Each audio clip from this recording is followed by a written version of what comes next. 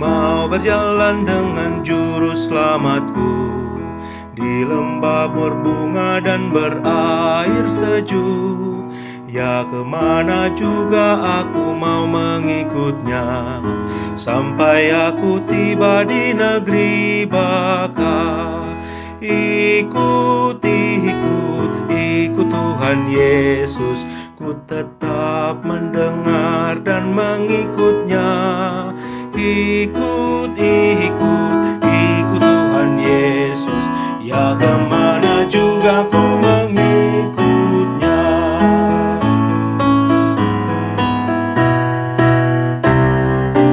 Ku mau berjalan dengan juru selamatku di lembah gelap, di badai yang menderu.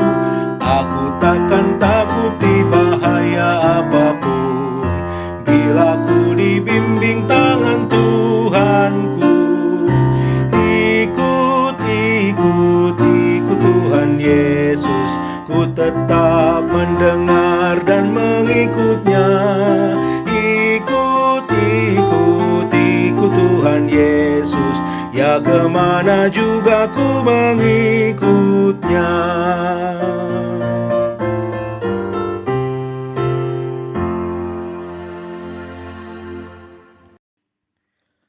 Pertolongan kita adalah di dalam nama Bapa, Putra, dan Roh Kudus. Kasih karunia Allah Bapa dan damai sejahtera Tuhan Yesus Kristus menyertai saudara sekalian. Amin. Saudara yang terkasih, nas pembimbing kita diambil dari Matius 6 ayat 24. Tak seorang pun dapat mengabdi kepada dua tuan, karena jika demikian, ia akan membenci yang seorang dan mengasihi yang lain, atau ia akan setia kepada yang seorang dan tidak mengindahkan yang lain. Kamu tidak dapat mengabdi kepada Allah dan kepada Mamon. Demikian nas pembimbing pada hari ini.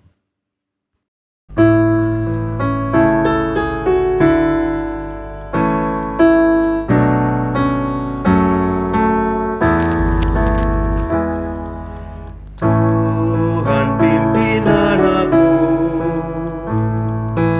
agar tidak tersesat, akan jauhlah seteru bila kau tetap dekat. Tuhan pimpin arus hidup menderas, agar jangan ku sesat, pegang tanganku erat.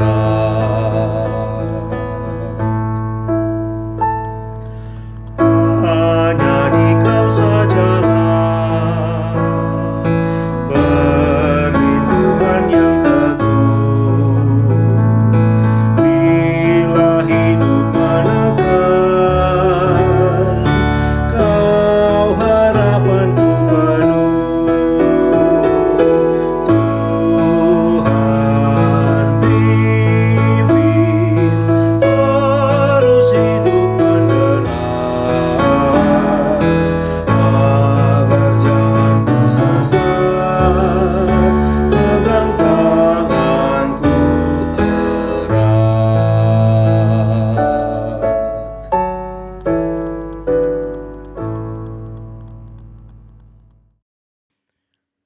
Umat yang terkasih, mari kita berdoa mengakui dosa-dosa kita. Ya Allah, kami datang dengan penuh kerendahan hati, mengakui dosa dan pelanggaran kami di hadapan Tuhan. Betapa seringnya kami mengecewakan Tuhan melalui sikap, perbuatan, dan hati kami. Kami mengaku mengasihi Tuhan, tetapi seringkali kami didasarkan oleh motivasi yang salah. Kami tidak sungguh-sungguh mengasihi Tuhan. Kami memiliki maksud lain di balik melakukan kebaikan. Ampunilah kami Bapa, jikalau itu masih kami lakukan di dalam kehidupan kami, di dalam setiap perbuatan yang kami sadari ataupun tidak kami sadari. Biarlah Tuhan kasih-Mu lewat firman yang akan kami dengar boleh melawat kami semua, meneguhkan kami, menerangi kami, supaya kami belajar untuk melakukan kasih yang tulus, mencintai dan mengasihi Tuhan dengan sepenuh hati dan jiwa kami. Terima kasih Bapa, di dalam Kristus kami memohon. Amin.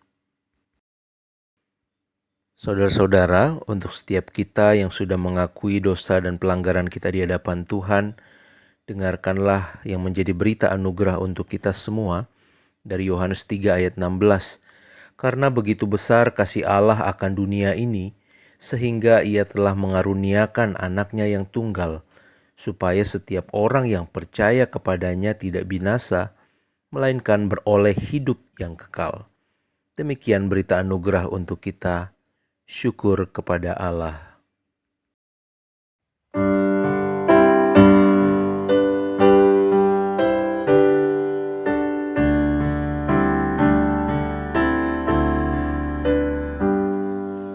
Karena kasih-Nya padaku, Yesus datang ke dunia. Ia telah memberi hidupnya gantiku yang bercela.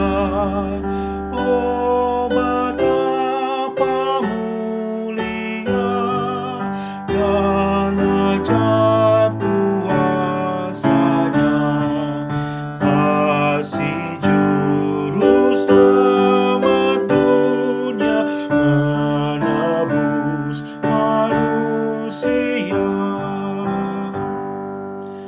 Dengan sabar dan hikmat-Nya, Yesus pimpin hidupku. Firman dan kebenaran-Nya, itulah peganganku. Oh, betapa mulia dan ajaib kuasa-Nya, kasih Juru Selamat dunia menebus manusia.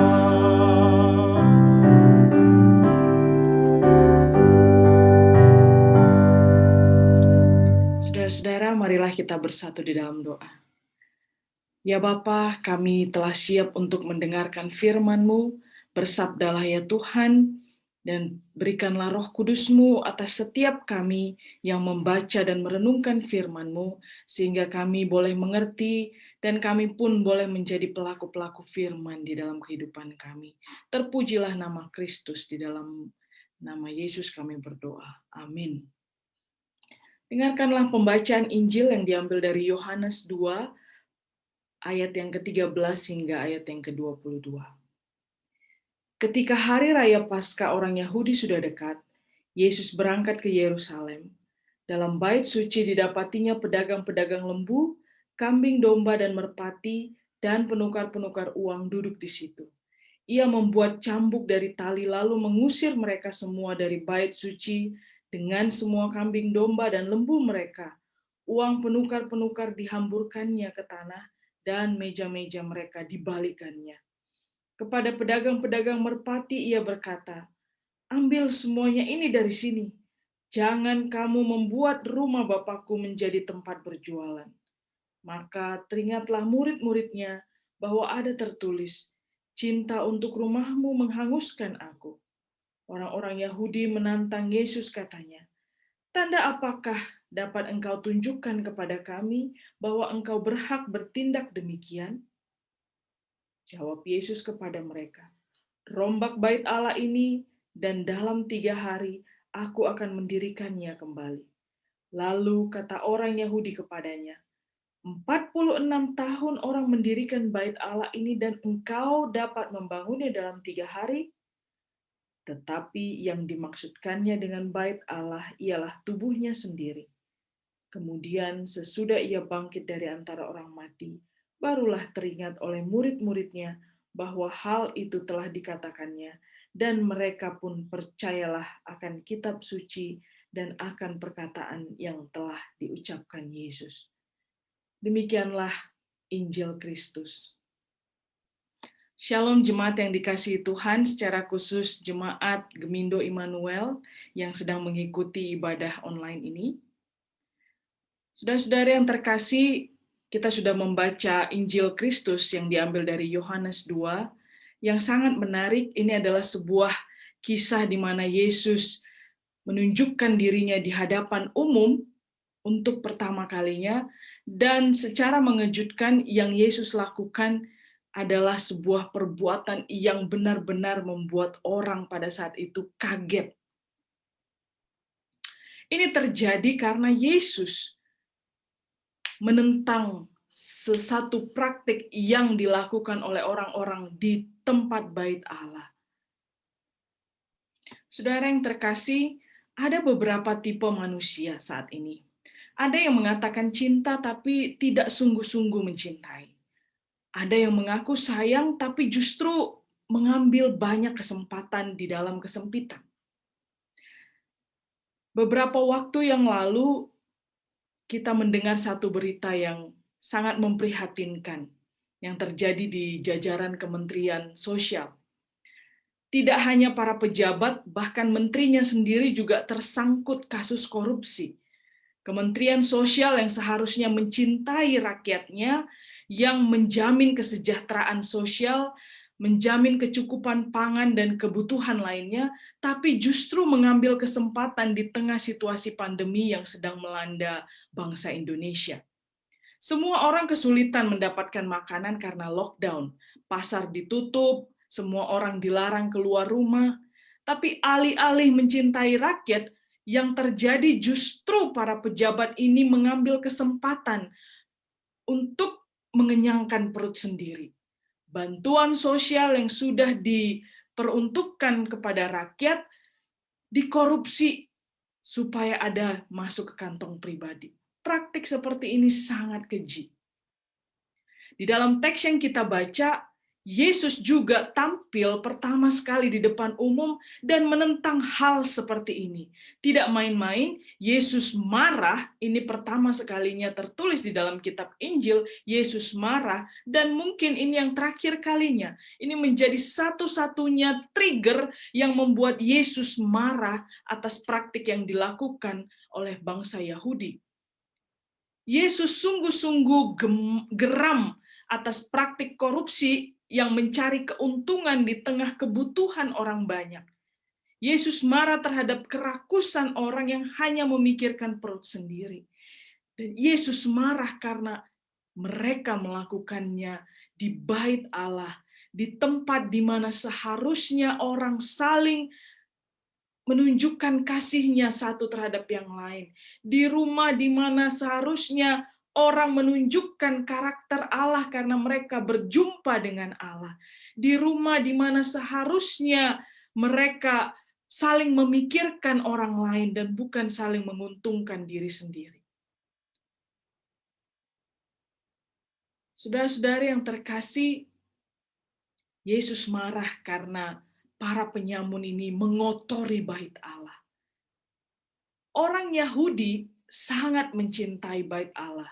Ini tertulis di dalam Mazmur 84 ayat 11, sebab lebih baik satu hari tinggal di pelataranmu daripada 1000 hari di tempat lain. Lebih baik di ambang pintu rumah Allahku daripada diam di kemah-kemah orang fasik. Bait Allah bagi orang Yahudi adalah rumah cinta, di mana mereka berjumpa dengan Allah. Bait Allah bagi orang Yahudi adalah tempat yang kudus, yang suci, di mana mereka mempersembahkan korban-korban kudus kepada Allah. Bait Allah bagi orang Yahudi, ini adalah sebuah tempat yang penting. Orang datang dari wilayah yang jauh, berhari-hari berjalan kaki, hanya untuk datang ke bait Allah. Yesus sebagai orang yang dibesarkan dalam tradisi Yahudi juga memahami demikian. Oleh sebab itu pada hari Paskah, Yesus datang ke bait Allah. Namun apa yang didapati Yesus di sana? ternyata ada penjual atau para penyamun yang menjual sebenarnya barang-barang yang dibutuhkan untuk ritual keagamaan. Seolah-olah kehadiran mereka di situ menolong orang-orang yang hendak beribadah atau hendak melakukan ritual keagamaan. Tapi bukannya menolong, tapi justru mereka merongrong. Para penafsir mengatakan para penyamun itu mencari kesempatan dalam kesempitan. Mereka mencari keuntungan besar karena mereka tahu bahwa barang yang mereka jual tersebut diperlukan dan pasti akan laku. Sehingga mereka memarkup harga jual. Mereka menaikkan nilai jual supaya mereka punya keuntungan yang lebih di tengah-tengah ritual keagamaan yang dilakukan, kecintaan orang-orang Yahudi yang mereka terapkan di Bait Allah. Melihat hal tersebut, Yesus sangat marah besar terhadap sikap-sikap seperti itu. Dan yang dilakukan Yesus adalah menghancurkan, memporak-porandakan, melempar uang-uang ke tanah, dan membalikkan meja-meja. Ini sebenarnya sebuah kemarahan yang begitu besar yang ditunjukkan oleh Yesus kepada orang-orang penyamun pada masa itu. Saudara-saudara yang terkasih, apa sebenarnya yang dilihat Yesus yang membuat ia begitu marah? Paling tidak ada 3 hal. Yang pertama, Yesus marah karena cinta mereka palsu. Cinta terhadap Bait Allah tidak ditunjukkan bahwa mereka betul-betul ingin berjumpa dengan Allah. Tapi justru yang dilakukan adalah mereka mencari kesempatan untuk mengambil keuntungan. Mereka berjualan supaya barang-barang yang mereka jual itu dibeli oleh orang-orang yang akan datang ke Bait Allah untuk melakukan ritual keagamaan, tapi untuk menguntungkan diri sendiri. Sifat seperti ini adalah karakter iblis yang dihardik oleh Yesus ketika dia dicobai di padang gurun. Yesus berkata, manusia bukan makan dari roti, tapi dari firman yang keluar dari mulut Allah. Oleh sebab itu, Yesus sungguh-sungguh mengecam perbuatan yang dilakukan oleh para penyamun tersebut. Saudara yang terkasih, terkadang kita juga bersikap seperti para penyamun ini. Kita tahu apa yang mestinya kita lakukan sebagai orang Kristen, namun tidak kita lakukan. Kita menganggap kita datang ke rumah Tuhan, menyenangkan Tuhan, memuji Tuhan, tapi sebenarnya yang kita sedang senangkan adalah diri kita sendiri. Ini menjadi pertanyaan bagi kita. Sudahkah kita sungguh-sungguh melakukan praktik keagamaan kita karena kecintaan kita pada Allah, bukan karena mencari keuntungan pribadi? Yang kedua, Yesus marah karena kelicikan hati orang-orang yang menjual di Bait Allah ini. Para penjual ini bukan orang-orang miskin yang membutuhkan uang, bukan pula orang-orang yang perlu ditolong karena kekurangan, tapi mereka justru penjual-penjual yang licik, mencari keuntungan yang besar di tengah kesempitan, memanfaatkan praktik keagamaan untuk mengenyangkan perut masing-masing. Licik karena mengambil kesempatan dari orang-orang yang cinta pada Bait Allah. Kelicikan adalah karakter iblis yang ingin mengotori hati manusia. Harusnya Bait Allah adalah tempat di mana Allah bertahta. Orang-orang yang datang ke Bait Allah harusnya menunjukkan karakter cinta kepada Allah. Saudara-saudara yang terkasih, namun yang terjadi malah sebaliknya. Transaksi uang,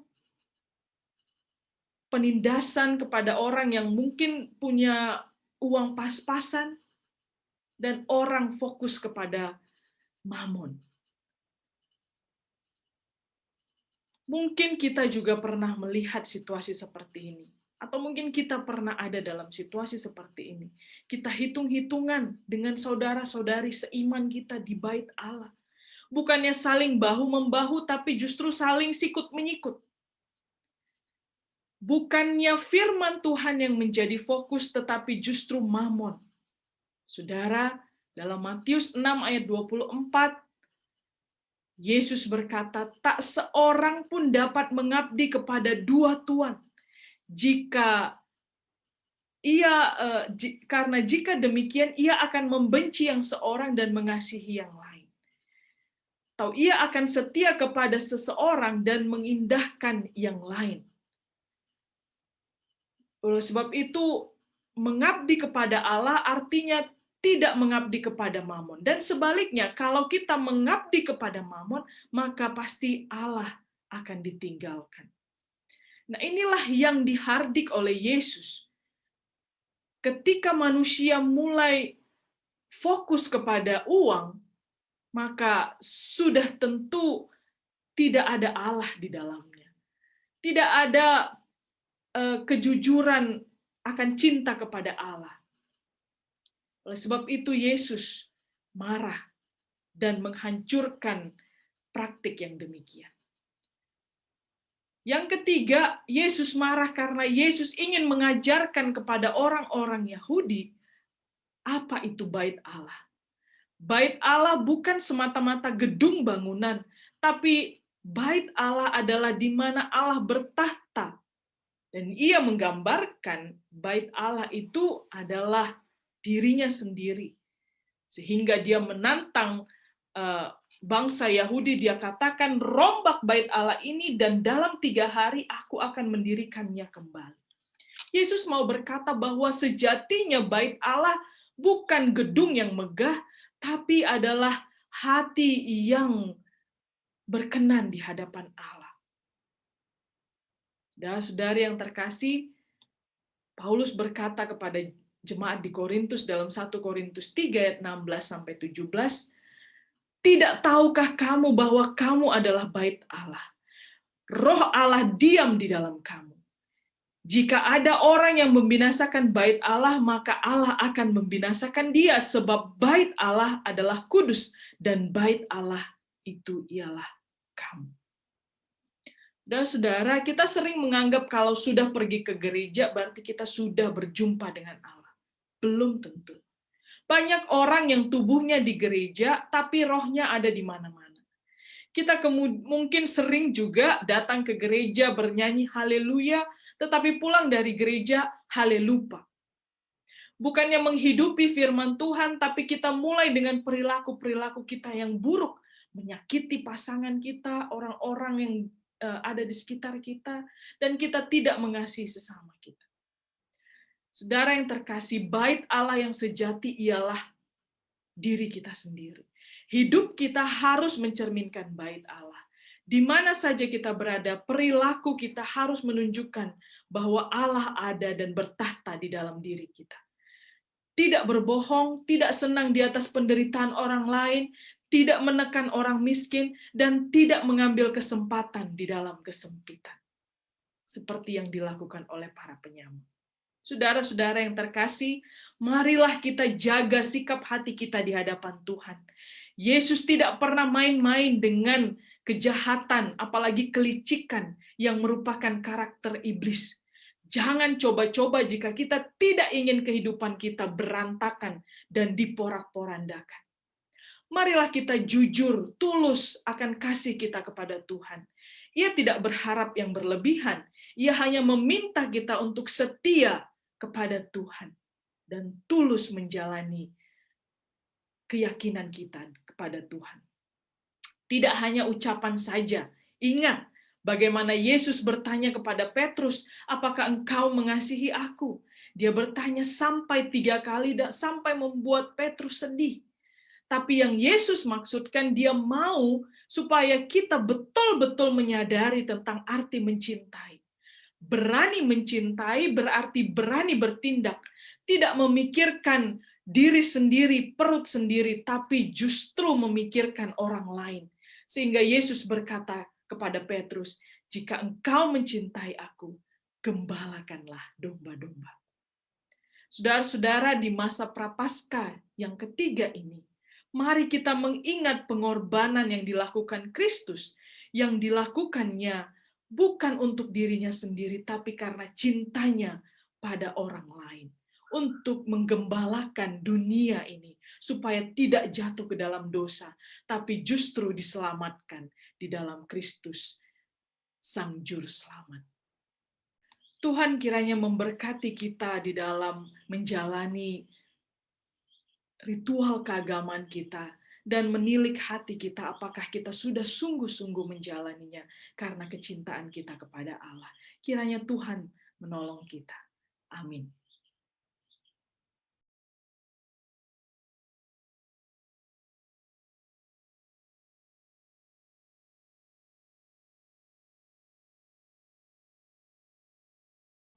Jemaat yang terkasih, marilah kita mengucapkan pengakuan iman kita. Aku percaya kepada Allah, Bapa yang Maha Kuasa, Halik langit dan bumi, dan kepada Yesus Kristus, Anaknya yang tunggal Tuhan kita, yang dikandung daripada Roh Kudus, lahir dari anak darah Maria, yang menderita di bawah pemerintahan Pontius Pilatus, disalibkan, mati dan dikuburkan, turun ke dalam kerajaan maut. Pada hari yang ketiga bangkit pula dari antara orang mati, naik ke surga, duduk di sebelah kanan Allah, Bapa yang Maha Kuasa, dan akan datang dari sana untuk menghakimi orang yang hidup dan yang mati. Aku percaya kepada Roh Kudus, gereja yang kudus dan am, persekutuan orang kudus, pengampunan dosa, bangkitan daging, dan hidup yang kekal. Amin. Saudara, mari kita berdoa untuk syafaat kita. Kita berdoa. Ya Allah, kami sungguh bersyukur untuk penyertaan Tuhan, berkat Tuhan melalui firman yang boleh kami dengar. Kami diingatkan, diterangi agar kami mencintai Tuhan dengan tulus, memiliki motivasi yang sungguh-sungguh. Terima kasih Bapa, biarlah firman-Mu terus bertumbuh dan berakar dalam kehidupan kami. Terima kasih Bapa, di tengah-tengah kehidupan yang berjalan, ada banyak pergumulan, tantangan yang jemaat Tuhan hadapi, umat-Mu hadapi. Tuhan, kami mau bawa itu semua ke dalam tangan-Mu. Biarlah Tuhan menolong, memegang tangan anak-anak-Mu supaya tetap teguh berjalan mengikut Tuhan. Walaupun kami harus mengalami berbagai tantangan, jalan berliku, dan tidak mulus. Terima kasih Bapa, secara khusus kami mau berdoa untuk saudara-saudara yang bergumul dalam sakit, kelemahan tubuh fisik. Berdoa buat Bapak Simanjuntak, Bapak Butar-Butar, Ibu Manurung. Berdoa juga untuk Ibu Simanjuntak, Boru Hasibuan. Berdoa buat Pak Ketua Majelis, Bapak Simanjuntak. Tuhan, kami terus menopang saudara-saudara kami yang sakit ini. Biarlah Tuhan Engkau yang menjamah. Tidak ada yang mustahil bagi Tuhan. Di dalam nama Tuhan Yesus kami sangat percaya bahwa Tuhan punya rencana yang indah, yang terbaik buat setiap anak-anak-Mu. Dan lewat setiap sakit penyakit ini biarlah kiranya iman anak-anak-Mu boleh ditumbuhkan, boleh semakin teguh, boleh semakin dekat sama Tuhan. Terima kasih Bapak, kami mau berdoa untuk jemaat Tuhan atau umat Tuhan di mana saja berada dalam berbagai pergumulan, masalah ekonomi, pekerjaan, relasi dengan orang-orang yang dikasihi mungkin yang sedang tidak baik kondisinya. Tuhan, kami bawa ke dalam tangan-Mu, pulihkan setiap keadaan anak-anak-Mu. Terima kasih Bapa, kami terus berdoa untuk bangsa kami Indonesia. Biarlah Tuhan memulihkan dari berbagai kondisi virus corona, situasi yang terus terjadi atas bangsa kami, masalah radikalisme, masalah bermacam-macam Tuhan yang berupaya untuk menghancurkan keutuhan bangsa kami. Tuhan, kami bawa ke dalam tangan-Mu. Biarlah Tuhan Engkau yang terus menolong, memulihkan keadaan bangsa kami ini dari berbagai situasi yang tidak diinginkan. Berdoa untuk pemerintah bangsa kami, presiden, para pemimpin yang mengambil kebijakan. Biarlah Tuhan berikan hikmat bijaksana dan roh takut akan Tuhan. Terima kasih Bapak, kami berdoa untuk setiap korban bencana alam, korban-korban yang mengalami perlakuan diskriminasi, saudara-saudara kami yang menderita dalam kondisi-kondisi tertentu, intimidasi tertentu karena situasi atau keadaan dari luar diri mereka. Tuhan, kami bawa ke dalam tangan-Mu. Biarlah Tuhan tolong memulihkan keadaan saudara-saudara kami. Pakai juga kiranya gereja Tuhan, termasuk gereja Immanuel, agar kami bisa membawa pengharapan, membawa kasih bagi orang-orang di sekitar kami yang membutuhkan pertolongan. Terima kasih Bapa, inilah doa permohonan kami ke dalam tangan-Mu. Di dalam nama Tuhan Yesus kami menyerahkan semuanya. Kami berdoa di dalam Kristus yang sudah mengajar kami berdoa. Bapa kami yang di surga, dikuduskanlah nama-Mu, datanglah kerajaan-Mu, jadilah kehendak-Mu di bumi seperti di surga. Berikanlah kami pada hari ini makanan kami yang secukupnya, dan ampunilah kami akan kesalahan kami, seperti kami juga telah mengampuni orang yang bersalah kepada kami. Dan janganlah bawa kami ke dalam pencobaan, tapi lepaskanlah kami daripada yang jahat, karena Engkaulah yang punya kerajaan dan kuasa dan kemuliaan sampai selama-lamanya. Amin.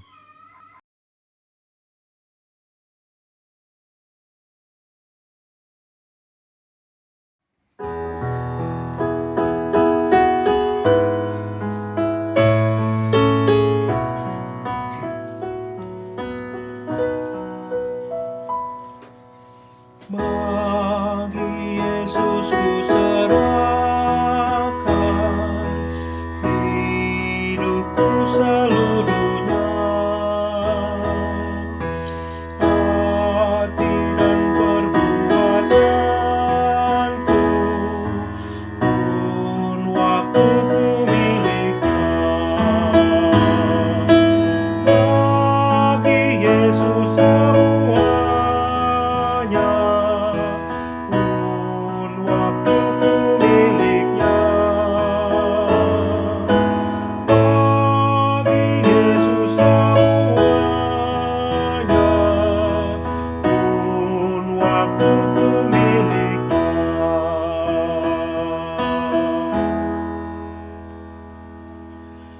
Tanganku kerja baginya, kakiku mengikutnya.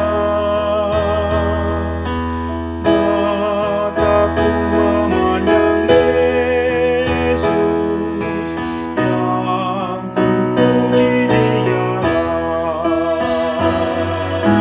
Bagi Yesus semuanya, yang ku puji Dialah. Bagi Yesus semuanya, yang ku puji Dialah.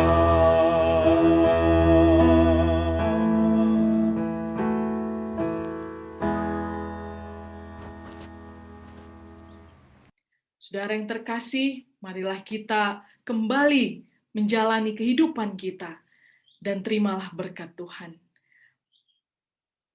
Maka anugerah daripada Allah Bapa, kasih sayang dari anaknya Tuhan kita Yesus Kristus, dan persekutuan di dalam rohnya yang kudus, senantiasa menyertai kita, melindungi kita, menolong kita, di dalam melakukan panggilan kita sebagai murid-murid Kristus, mulai hari ini, besok, dan sampai selama-lamanya. Amin.